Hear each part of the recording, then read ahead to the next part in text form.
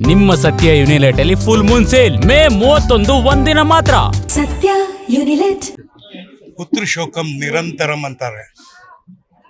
ಅಂದ್ರೆ ಕಳ್ಕೊಂಡವ್ರಿಗೆ ಮಾತ್ರ ಗೊತ್ತಾಗುತ್ತೆ ಅದ್ರ ಬೆಲೆ ಏನು ಅಂತ. ಉಲ್ಲಾಸ ತುಂಬಿರ್ಬೇಕಾದ ಮನೆ ಇವತ್ತು ಉಲ್ಲಾಸ ಇಲ್ಲ.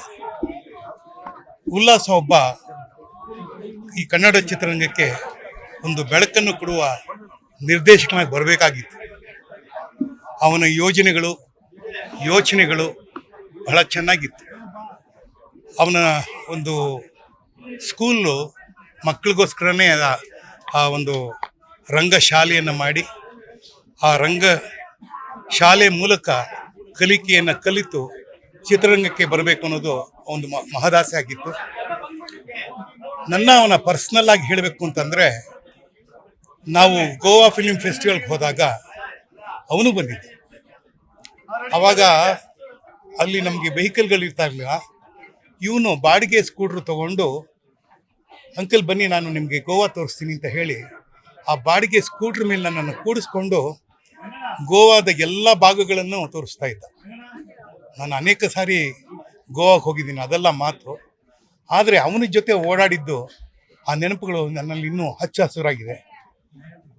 ಬಾಮ ಹರೀಶ್ ಅವರು ಅಧ್ಯಕ್ಷರಾಗಿ, ನಾನು ಕಾರ್ಯದರ್ಶಿಯಾಗಿ ಕರ್ನಾಟಕ ಚಲನಚಿತ್ರ ವಾಣಿಜ್ಯ ಮಂಡಳಿಯಲ್ಲಿ ಕೆಲಸ ಮಾಡ್ತಾ ಇರಬೇಕಾದ್ರೆ ಆ ಹುಡುಗನಿಂದ ನಾನು ಬಹಳಷ್ಟು ಕಲಿತೆ.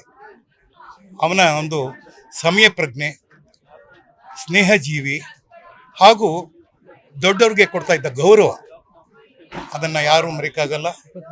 ಇವತ್ತು ಆ ಉಲ್ಲಾಸ ಇರಬೇಕಾಗಿದ್ದ ಮನೆಯಲ್ಲಿ ಕತ್ತಲ ವಾತಾವರಣ ಬಂದಿದೆ.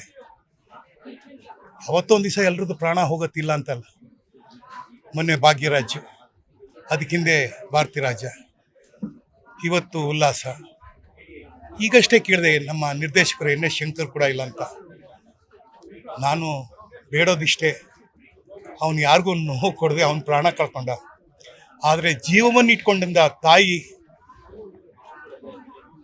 ಅಕ್ಕ, ತಂದೆ, ಚಿಕ್ಕಪ್ಪ, ದೊಡ್ಡಪ್ಪ ಎಲ್ಲರೂ ಇವತ್ತು ಅವರ ಈ ಆಕ್ರಂದನವನ್ನು ನನ್ನ ಕೈಯಲ್ಲಿ ತಡ್ಕೊಳ್ಳೋಕ್ಕೆ ಸಾಧ್ಯ ಇಲ್ಲ.